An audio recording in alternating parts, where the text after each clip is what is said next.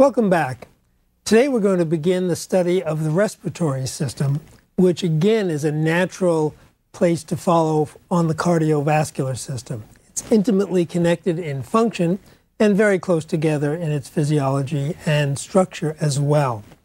What we're going to do first is review the respiratory system as it affects the cardiovascular system, and then start where one doesn't normally think of the respiratory system, and that is at the lips and nose. The primary functions, the major role the respiratory system has, is in taking up oxygen for transport to the lungs, again the gas exchange that we talked about, to expel carbon dioxide, and to regulate that internal milieu, that homeostasis, keeping acid and base balance intact and at their very, very small limits of variation. It's very definitely a life support system. And just as in the cardiac and cardiovascular systems, we looked at the conducting vessels, and then we looked at distribution vessels, then we looked at exchange vessels in the capillaries. We have a very similar setup in the respiratory system. We have a series of tubes that are used for conduction of air, and then for distribution of air, and then finally for the exchange process. And they're all a little bit different. We start off really with the lips and the nose. This is where air conditioning is going to occur and regulation. In our evolutionary development, we had our digestive tract and our respiratory tract joined together. We can breathe through our nose, but we can also breathe through our mouth. And our airway comes together very closely with our digestive tract. If you look at the first slide, the biggest view, we see here the nasal cavity, which is much bigger than you think when you just look at the little openings of the nose. Very, very big cavity. And the mouth. They join together in the back, and they meet right here at the airway. But if you get a closer look at this, you will see that not only is the trachea and airway there, but right behind it, we have the esophagus, which is where food goes down, and a place we'll study in a little bit. So we've got a little problem here in that we don't want any food going down into our airway. Let me back up and show you how the process begins right at the nose and mouth. We can take air in through our nose and through our mouth. This provides very, very good safety. It also provides backup. For example, if you had a completely obstructed nose, you can still open your mouth and take a deep breath. If your mouth were shut for some reason and you couldn't get any air in that way, you could use your nose. The problem is that, again, we have food going down and saliva going down part of our airway, and we have to make it go in the right place. Probably the reason we have this is for backup volume. For example, almost everybody sitting here has their mouths closed except for me, and they're breathing through their nose. They're in quiet respiration. Very easy to do, just the way it's designed. But you'll never see somebody running a marathon with their mouth closed. They have their mouth open, and actually auxiliary muscles of respiration you don't even think about. Neck muscles are pulling and opening up the airway. Their nostrils are flaring in many people in a visible manner to open up the nose wider. You can see that better in a horse, but it does happen in humans. So we've been provided with backup to allow a wider range of physiology for the stress situation, the fight and flight reaction that we need. There are actually some mammals that don't have that, and those are the water mammals. Both dolphins and whales have completely separated mouth and airway. They have their intake on the back of their head, which is what comes up above the surface of the water when they breathe, and they can continually take in water and nutrition through their mouth without ever being afraid of any connection. And in fact, one of the things that's a real no-no is to splash a dolphin or a whale on top of the water, because if they get water in that hole, they will get pneumonia. And just as a human being who accidentally aspirates, which means taking solid food into the airway, takes that food down into their lungs or water can also get pneumonia. So we've got some mechanisms to prevent that from happening. The first part of the airway is devoted to air conditioning, something that's really important. Again, when I go out of my house in January, one thing I don't want to do is breathe through my mouth. With temperatures below zero, humidity below 10%, the first thing that's going to happen to me is I will cough, because the airway does not want anything that cold and dry in it. So you immediately close your mouth and breathe slowly through your nose, which doesn't feel good for your nose, but feels very good for your lungs. If you look at this slide, just inside the nasal passages, something you actually cannot see by looking in a mirror because they're further back, is a very big cavity that's lined with what's called mucous membranes. They're velvety tissue, richly supplied with blood, bleeds very easily when touched. This is where a lot of nosebleeds come from. And it has in it lots of redundant tissue heaped up in what are called turbinates or conchae. The turbinates, again, provide lots and lots of extra surface area by being redundant and wrinkled, and has a very, very rich blood supply so that air coming in over the turbinates can be warmed. Your body would like to have 98-degree air coming in terms of the way it feels inside, which is also 98 degrees. So the turbinate, which has the blood running right under the surface, has a way of conditioning the air and warming it up at least to some extent, not necessarily all the way. The other thing it does is it's very, very moist. And that's why in cold weather, one of the things that you'll notice right away is you get a runny nose. It's the body's response to try to moisturize the air even more than it is. And that doesn't happen in very warm weather. So the turbinates will both warm and moisturize the air, and it has a third function. The mucus, as you all know, on the turbinates is very sticky. When it comes out of your nose, it's very clear that this is not just water.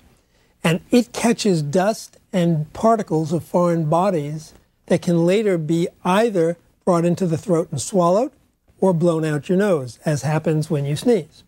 It gets rid of those foreign particles before they have a chance to get down in the airway. The nose does not like to have anything past it, and the lung will make sure that nothing gets past because it'll cough it back out again. This area is called the nasopharynx. Pharynx means a gulf or the throat of a living animal. And this is, as you can see, just a big enlarged area. That's the nasopharynx.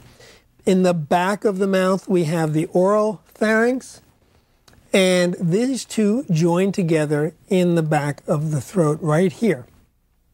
Now, what's going to keep the food we swallow from going down the, quote, the wrong way? It happens to people like me who talk when we're eating, something we shouldn't do and nature didn't want us to do. In the very back of the throat, right here, not easily seen, is a piece of cartilage shown in blue. Cartilage is kind of the precursor to bone. It hasn't been calcified, it's flexible, but it's very rigid.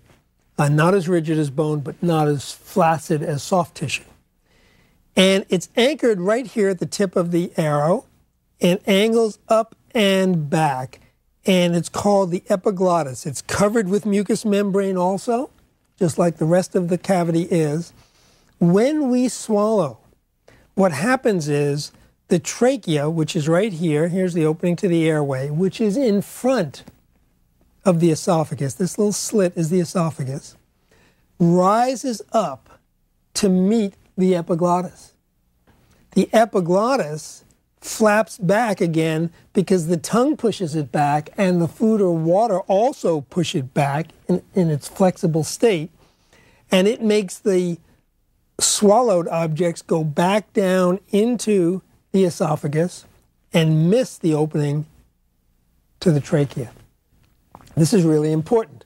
And again, you can defeat this by trying to talk, which requires breathing and opens that area, while at the same time you're swallowing. And then you'll cough because the lung doesn't want anything going down there that doesn't happen, that doesn't belong there. And that means just moisturized, warmed air. In the back of this area are some objects called the tonsils, which we're going to skip. Here's a pharyngeal tonsil. In my day, almost everybody had those removed. These are lymphatic tissue, kind of tissue we saw in the last lecture, but of a solid nature, not circulating, and they are protection from infection.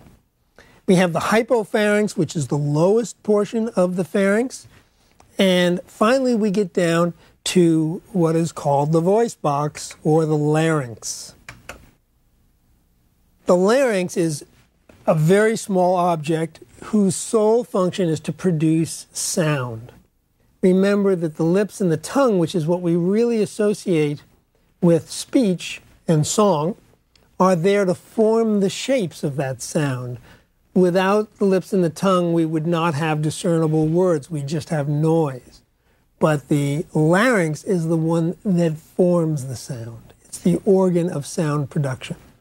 It's in the middle of the neck, about halfway between the base of your neck and the clavicle.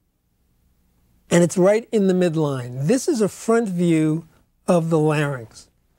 The bone at the very top, called the hyoid bone, is one that you can feel with difficulty. What we're all familiar with is this bone, which is the thyroid cartilage.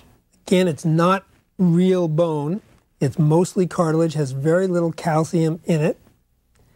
And it has this little notch called the thyroid notch. That's the Adam's apple that you see move up and down when we're swallowing. Moves up when we swallow to bring the larynx right up against that epiglottis. It has inside some vocal folds, which I'm going to show you in just a moment. But what's important about this structure is not only its location in the neck, but its complexity. It's capable of extraordinary range of sounds. We are, again, like our heart, at the top of the evolutionary chain. In evolution, we can produce more sounds over a wider range than any animal on Earth. There are some that can produce higher and lower sounds, but we can do them all. There are even very few musical instruments that can compete with the range of the human voice. Some can, but not many.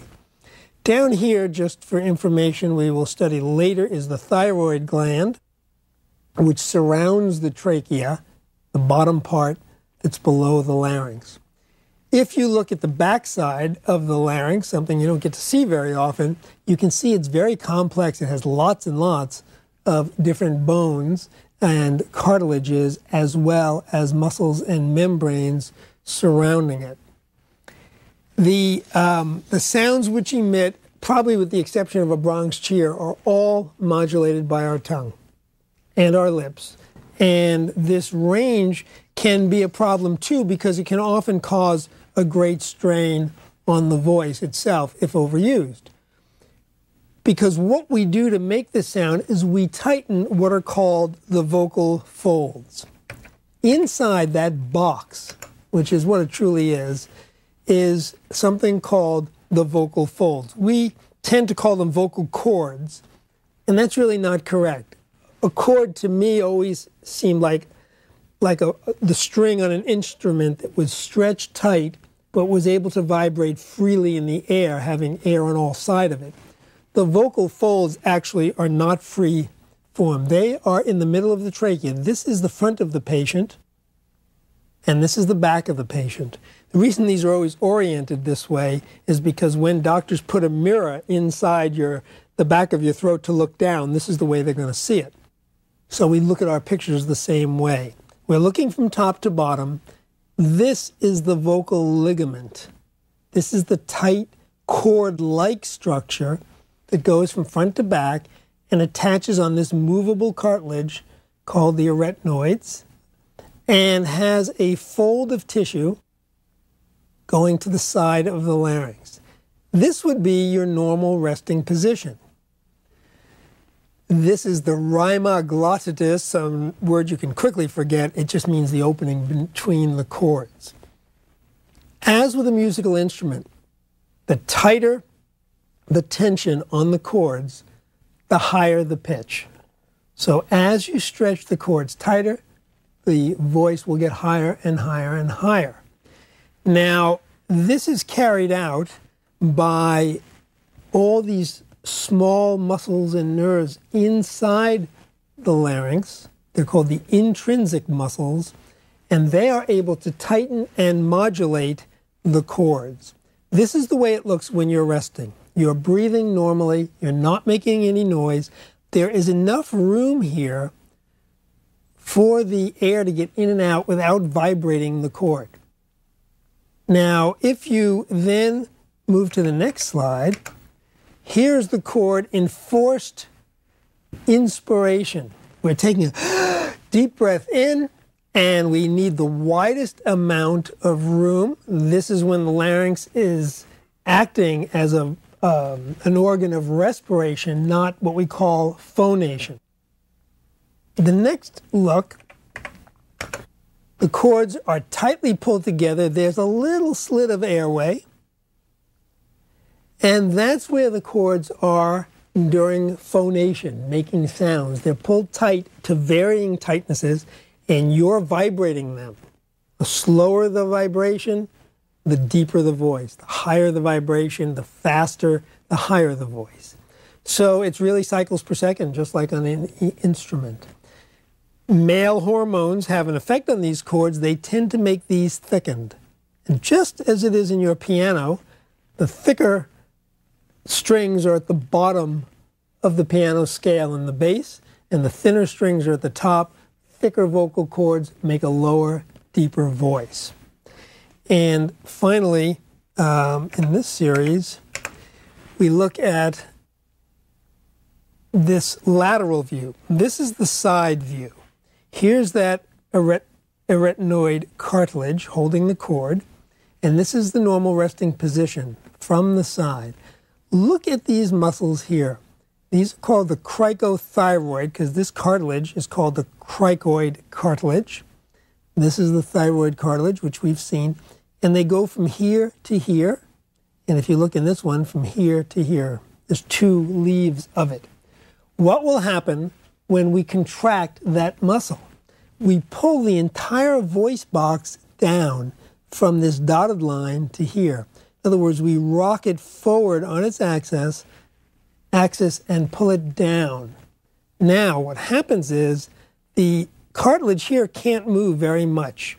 So the vocal cords are stretched. And this person is singing high C. That's what happens to get that extra little bit of stretch. This area of anatomy is of particular concern to surgeons because we get to operate in here a lot. We go after thyroid tumors and parathyroid tumors, which I'll show you later on. And there are all the nerves to this voice box are right there where we don't really want them to be. And we have to dissect around and take great care not to injure them. When we get into the position, for example, of having to take out a thyroid gland, which is right here, we have the nerve, which I'll show you later on, that runs up to the voice box right behind that. And another nerve coming down from the top that goes in right behind this lobe, which innervates that cricothyroid muscle.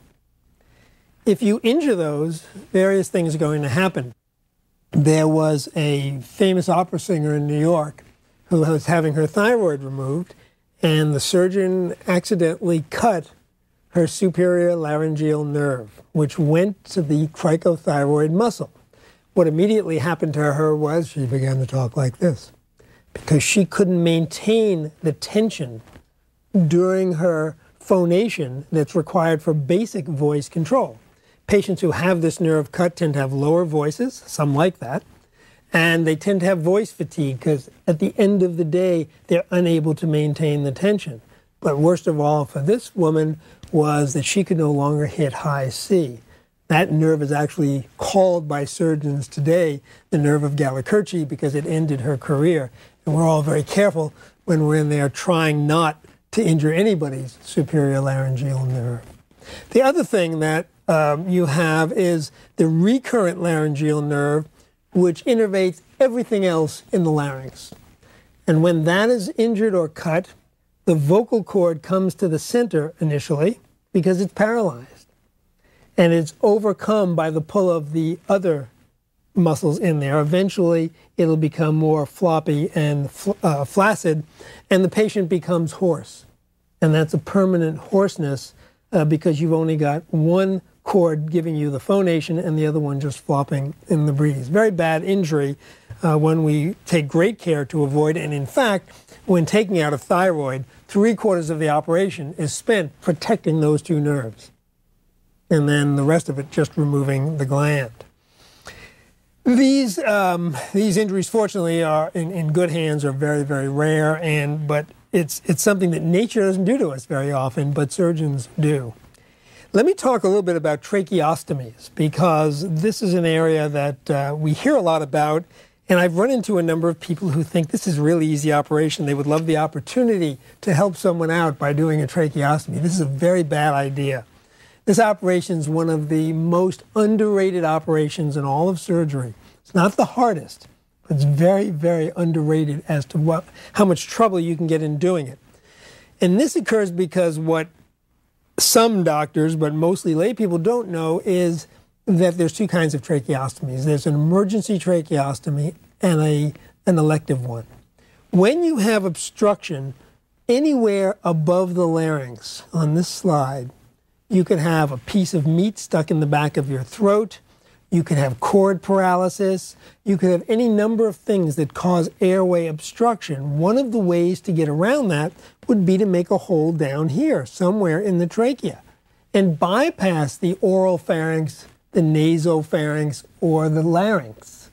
I had a young boy come in once with a dart, a rubber suction dart on which he had loaded a needle.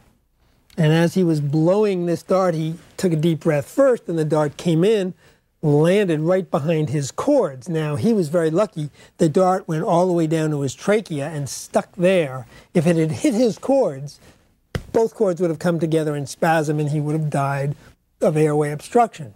People who get a piece of meat, a pea, some solid object that happens to land on the cord and doesn't get coughed out, those cords will close. And you won't be able to get down there to get them. So the only answer would be a tracheotomy or tracheostomy. I'll tell you the difference of those in just a second. The other time that can happen is something called epiglottitis. I showed you where the epiglottis was, protecting the airway. In very small children, that can become very, very swollen from viral illnesses, and their airway is so small it can shut it. And you cannot put an airway down. You have to do an immediate emergency tracheostomy. Difference between otomy and ostomy, which we'll talk about more later, is basically one implies semi-permanence. When you say ostomy, you mean you're going to put in an appliance and keep it open for a while. Otomy merely means opening it and then closing it. It implies closure. So we really do tracheostomies. An emergency tracheostomy is done right here. This is called the cricothyroid membrane or ligament. It's a thin membrane, and you can feel it. Every one of you can touch the top of your Adam's apple, slide down the bone, and there's a little indentation. It's right under the skin. You can feel the little give, and there's nothing between you and the trachea but your skin. So a doctor or somebody who's very brave out in the street could take a knife and poke it right through here, and then insert some kind of a tube to allow air in. Now, this sounds far more easy than it is. There's bleeding and coughing and struggling. This is not a good thing to do, but it occasionally is life-saving. I've had to do one in my whole career. That was on a 4-year-old child with epiglottitis in the hospital who stopped breathing because of the epiglottitis. A nurse handed me a knife. We made the hole, stuck a catheter, took him downstairs to the operating room. And lucky to get away with it at that. In the street, you probably have very little chance of getting away with it. Too many things can happen. If your knife comes out, your airway comes out, you now have bleeding into the trachea, more coughing, more spasm. It can go from bad to worse quickly. The elective tracheostomy is actually done way down here. This is at the very top of the trachea where it sticks into the neck, out of the chest, just above the little notch in your sternum.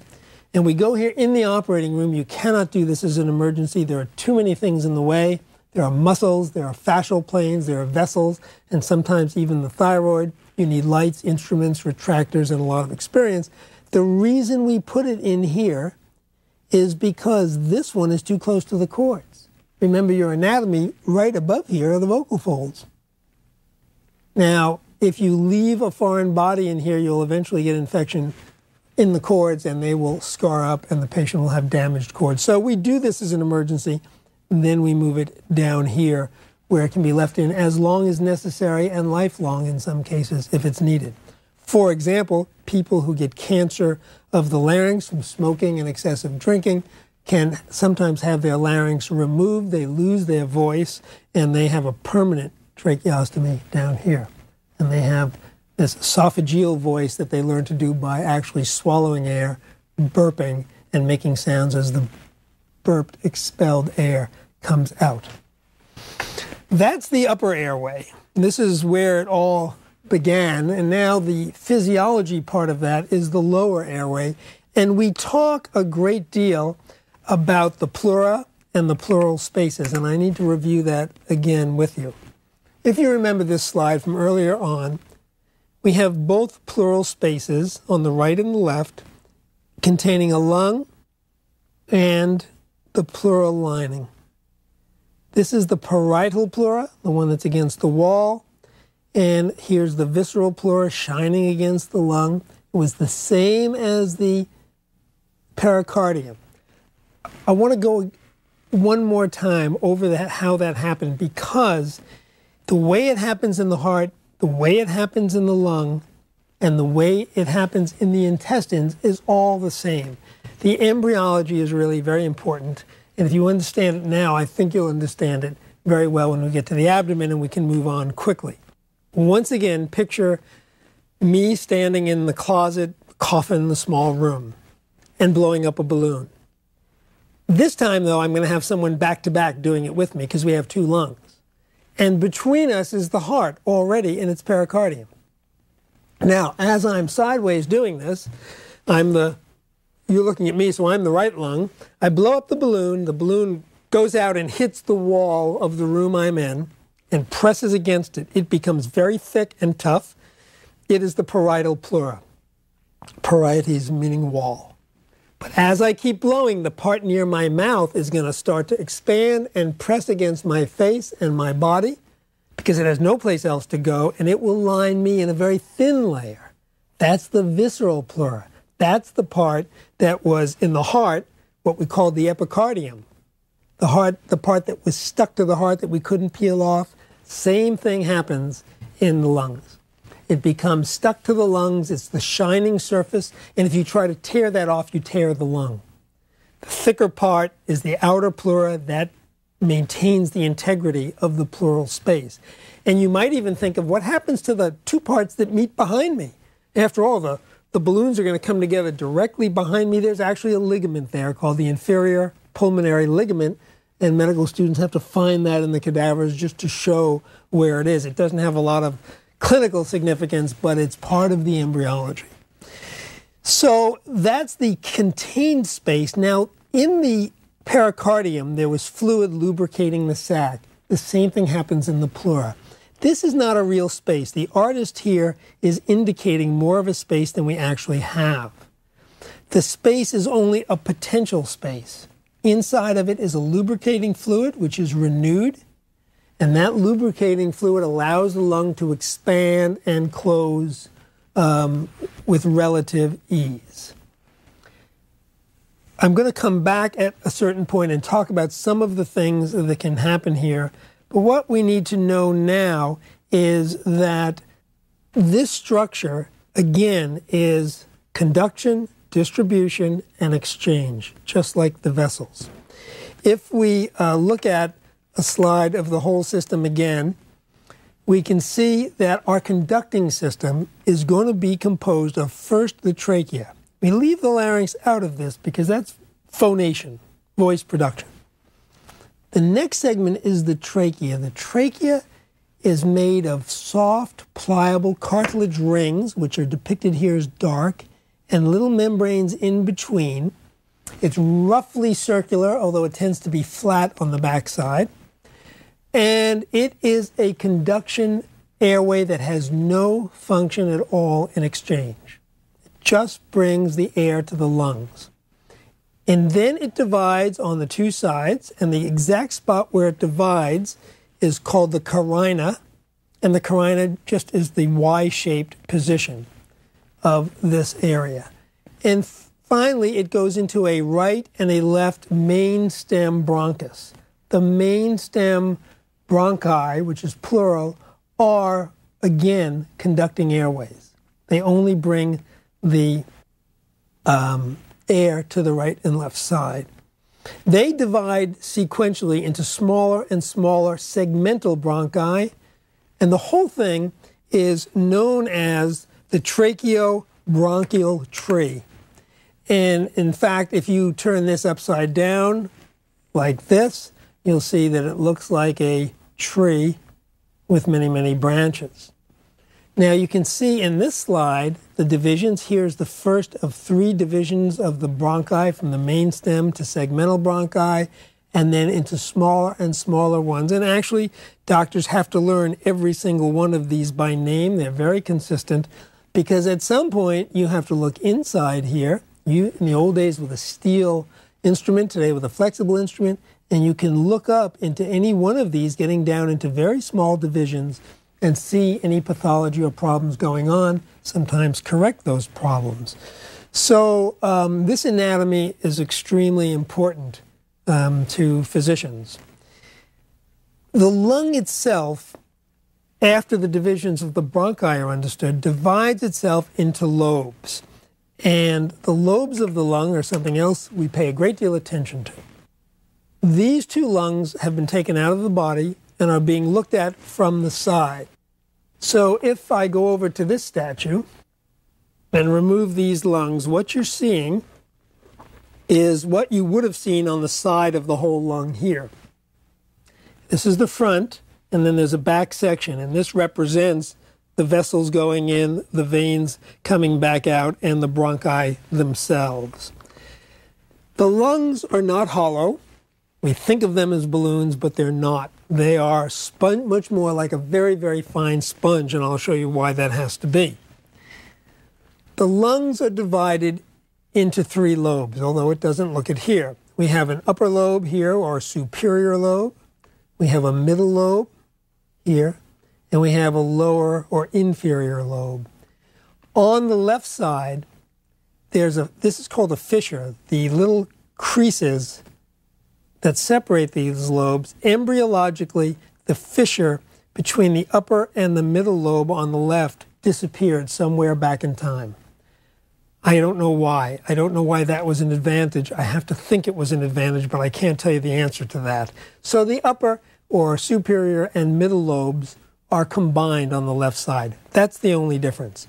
And there are impressions in that lobe. When you take them out, you can see where the heart sits and where the aorta sits and where other structures pass right on through.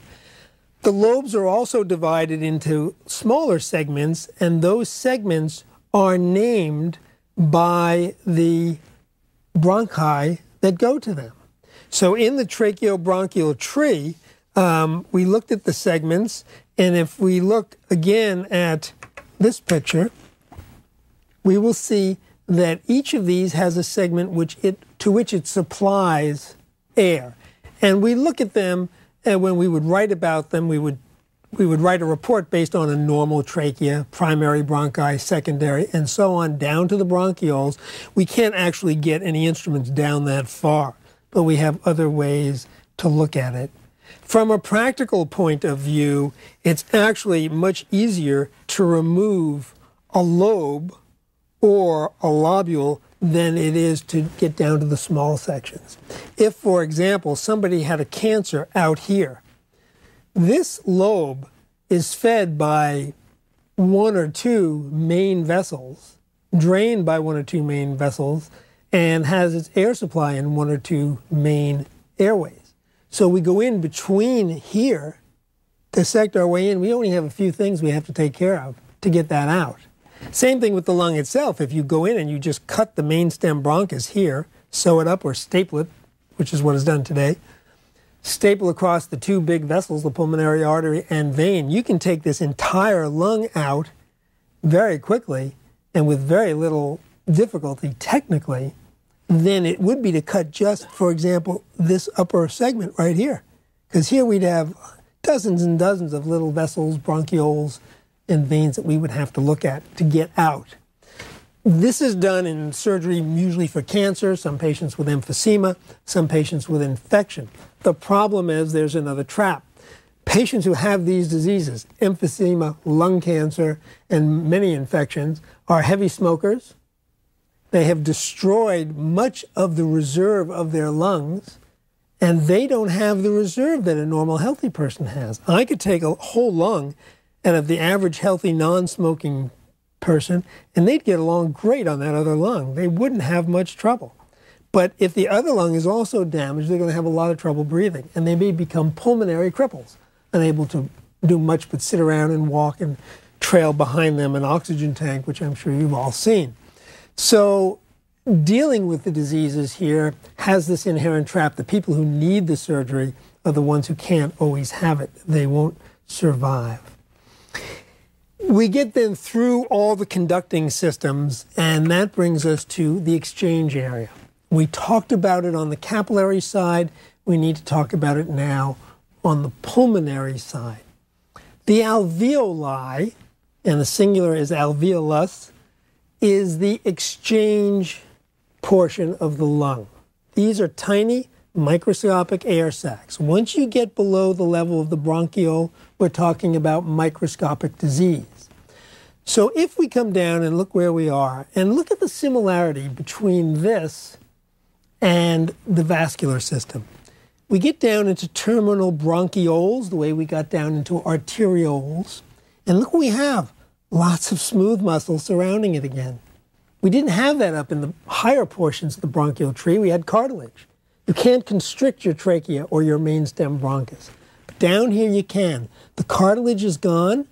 This is a thick wall, but it has fibers that can direct flow into different areas. We have smooth muscle right down at the beginning of every alveolar group. It's a sac just like a bunch of grapes. And each of these little sacs carries air.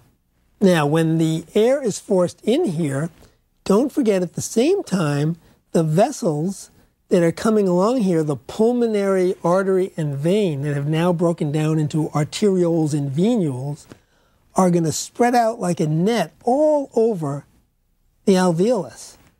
And this net is where exchange takes place. Carbon dioxide is going to leave the blood and go into the alveolus. Oxygen is going to go back into the blood. And we're going to have oxygenated blood going back while venous blood is going to carry the carbon dioxide, okay, for disposal in the alveolus. There's your exchange. And it all happens in the alveolar sac. In some diseases, this sac, which has many little compartments so that it can have many little vessels, will break down its walls. Emphysema is a disease where these walls break down, and this, instead of being 9 or 10 little sacs, becomes one big one like a balloon. And it becomes flaccid like an overinflated balloon, and it has very poor exchange because it's lost too many of its convolutions and its vessels. And these big sacs in the emphysematous patient are not good for exchanging oxygen and carbon dioxide, and these patients have a lot of trouble breathing, and it is not possible to repair. Once they have this problem, they have this problem forever. The gas passes through with relative ease because of the thin walls. It looks like a sponge when you pick it up in your hand. If you take a cut section of a lung in your hands, you're not looking at a balloon. You squeeze it and tiny little bubbles will come out just the way it would in a kitchen sponge. But the sponge is very, very fine. The oxygenated blood will then go back to the heart and be recirculated. What happens next is that we need to move from this area and understand just two definitions which you're going to hear a lot, and that's the difference between ventilation and respiration. We talk about pulmonary ventilation. Now that you've heard them both, and I've talked about conduits and pathways, when we speak of ventilation, we're talking about the movement of air.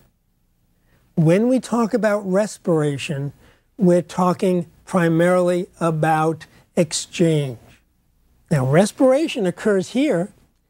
It's going to occur as we take the freshly oxygenated air and put it into our arterial blood for the rest of the body, so it can go back through the heart, through the pulmonary veins, and then out through the arteries to the arterial blood in the rest of the body. But there's also cellular respiration. We're going to talk about that a little bit later. Right here, we're just worried about exchange respiration. We have some problems with this smooth muscle band. If you look at these muscles right here, just at the opening to the alveolus, they can contract. In their normal state, they're all open. And while you're breathing quietly, these remain open for good, easy exchange. If one of these closes down, we can sometimes use the muscles, the force of our muscles of respiration, our diaphragm and our chest, to force air past these constricted, smooth muscle bands, but we may not be able to get them out, and the lung can get overinflated. This happens, one common example is asthma. Patients with asthma who are susceptible to certain allergenic substances, foreign bodies, fumes, or other conditions can have abnormal sensitivity in these muscles, and they constrict. The asthma patient has more trouble getting the air out than in. But once the air is in, then it doesn't matter. If it's being trapped, they're going to have trouble getting the air in or out. Their very common symptom in early stages of asthma is the wheezing. The wheezing is merely the air trying to rush through the narrowed segment. That's the segment that is very much like the murmur you hear when you have turbulent flow in a heart problem or in a vessel that's narrowed. You will get turbulent flow and it'll make noise. Same thing happens here in the bronchiole. You'll get wheezing. The body also doesn't really like to see anything in there that shouldn't be there, especially at the level of the alveolus. Very susceptible to infections. We get things called pulmonary edema, where we can get fluid in the lungs. And really the guardians are higher up. The trachea and the bronchus, both bronchi, are lined with a single layer of cells that have hair-like particles on them. I'll show you these later on. And they beat upward like fields of wheat waving in the breeze.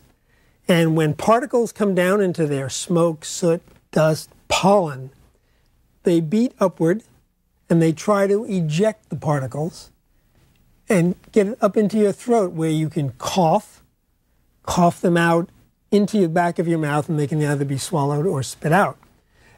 When you injure those cells, for example, again, if you're a smoker or if you breathe polluted air, the first thing that happens is those cells lose their hairs. They lose the ability to beat upward and to get rid of the particles that you want to get rid of. So it's a vicious cycle. Now somebody who's damaged their lungs by smoking, normally, or by being a miner who works in a polluted environment without a mask, they need to get rid of those particles which have damaged their lungs, but they can't get rid of them because the cilia aren't beating. Cilia means hair cells. And so those particles will stay there longer and do further damage. Whatever smoke they smoke will do further damage, and it's a very vicious cycle until we have things like emphysema, lung cancer, and other pulmonary diseases that will ultimately kill the patient. So think of this whole massive system as one of air conditioning for your lungs, of protection for your lungs, and for exchange. Much of the mass is mainly for conduction, some of it for respiration and exchange. Next time we'll go into the physiology of the gases and how this exchange occurs and is regulated.